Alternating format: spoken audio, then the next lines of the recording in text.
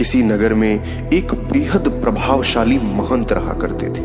अब उनके पास शिक्षा लेने हेतु बहुत सारे शिष्य आते थे।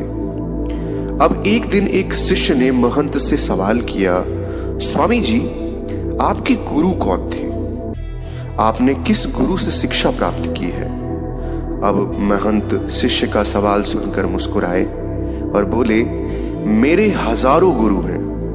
यदि मैं उनके नाम गिनाने बैठ जाऊं तो शायद महीनों लग जाएंगे, लेकिन फिर भी मैं अपने 3 गुरुओं के बारे में तुम्हें जरूर बताऊंगा। एक था चोर, एक बार रास्ता भटक गया था। जब दूर किसी गांव में पहुंचा तो बहुत देर हो गई थी। सब दुकानें और घर बंद हो चुके थे, लेकिन आखिरकार मुझे एक आदमी मिला जो एक दीवार में सेंध लगाने की कोशिश कर रहा था। मैंने उससे पूछा कि मैं कहाँ ठहर सकता हूँ। वह बोला कि आधी रात गए इस समय आपको कहीं आसरा मिलना बहुत मुश्किल होगा, लेकिन आप चाहें तो मेरे साथ ठहर सकते हैं। मैं एक चोर हूँ और अगर एक चोर के साथ रहने में आपको कोई परेशानी नहीं होगी तो आप साथ रह सकते हैं। वह इतना प्यारा आदमी था कि उसके साथ 1 महीने तक मैं रह गया। वह हर रात मुझे कहता कि मैं अपने काम पर जाता हूँ, आप आराम करो, प्रार्थना करो। जब वह काम से आता तो मैं उससे पूछता, कुछ मिला तुम्हें? तो वह कहता कि आज तो कुछ नहीं मिला, पर अगर भगवान ने चाहा तो जल्द ही जरूर कुछ मिलेगा। वह कभी निराश और उदास नहीं होता था, हमेशा मस्त रहता था। जब मुझे ध्यान करते हुए सालों साल बीत गए थे और कुछ भी नहीं हो रहा था, तो कई बार ऐसे क्षण आते थे कि मैं बिल्कुल हताश और निराश होकर साधना वादना छोड़ लेने की ठान लेता था।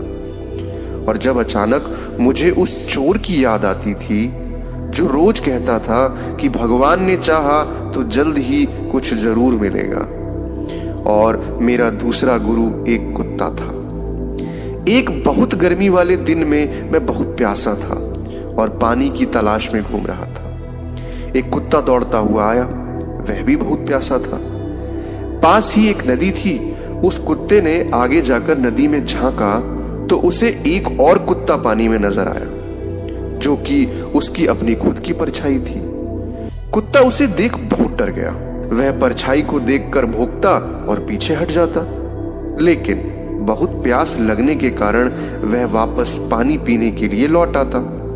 अंततः अपने डर के बावजूद वह नदी में कूद पड़ा और कूदते ही वह परछाई भी गायब हो गई। उस कुत्ते के इस साहस को देख मुझे एक बहुत बड़ी सीख मिल गई। अपने डर के बावजूद व्यक्ति को छलांग लगा लेनी होती है। सफलता उसे ही मिलती है जो व्यक्ति डर का साहस से मुकाबला करता है। और मेरा तीसरा गुरु एक छोटा सा बच्चा है। मैं एक गांव से गुजर रहा था कि मैंने देखा कि एक छोटा बच्चा एक जलती हुई मोमबत्ती ले जा रहा था। वह पास के किसी गिरजाघर में मोमबत्ती रखने जा रहा था। मजाक में ही मैंने उससे पूछा कि क्या यह मोमबत्ती तुमने जलाई है? वह बोला, जी मैंने ही जलाई है। तो मैंने उससे कहा कि एक क्षण था जब यह मोमबत्ती बुझी हुई थी और फिर एक क्षण आया जब यह मोमबत्ती जल गई। क्या तुम मुझे वह स्रोत दिखा सकते हो जहां से वह ज्योति आई है? वह बच्चा हंसा और मोमबत्ती को फूंक मारकर बुझाते हुए बोला, अब आपने ज्योति को जाते हुए देखा, कहाँ गई वह? आप मुझे बताइए। मेरा अहंकार चकनाचूर हो गया। मेरा ज्ञान जाता रहा और उस क्षण मुझे अपनी ही मूढ़ता का एहसास हुआ। तब से मैंने कोरे ज्ञान से हाथ धो लिए। मित्रों, शिष्य होने का अर्थ क्या है? शिष्य होने का अर्थ है पूरे अस्तित्व के प्रति खुले होना, हर समय हर ओर से सीखने के लिए तैयार रहना। जीवन का हर क्षण हमें कुछ ना कुछ सीखने का मौका देता है। हमें जीवन में हमेशा एक शिष्य बनकर अच्छी बातों को सीखते रहना चाहिए। यह जीवन हमें आए दिन किसी ना किसी रूप में किसी ना किसी गुरु से मिलाता रहता है। यह हम पर निर्भर करता है कि हम क्या उस महंत की तरह एक शिष्य बनकर उस गुरु से मिलने वाली शिक्षा को ग्रहण कर पा रहे हैं या नहीं। तो प्यारे साथियों, इस कहानी में इतना ही। अगर आपको यह कहानी अच्छी लगी तो प्लीज़ कहानियों का ढाबा चैनल को सब्सक्राइब कीजिएगा, वीडियो को लाइक कीजिएगा। हम आपके लिए ऐसी ही शानदार कहानियाँ सदैव लाते रहेंगे। धन्यवाद।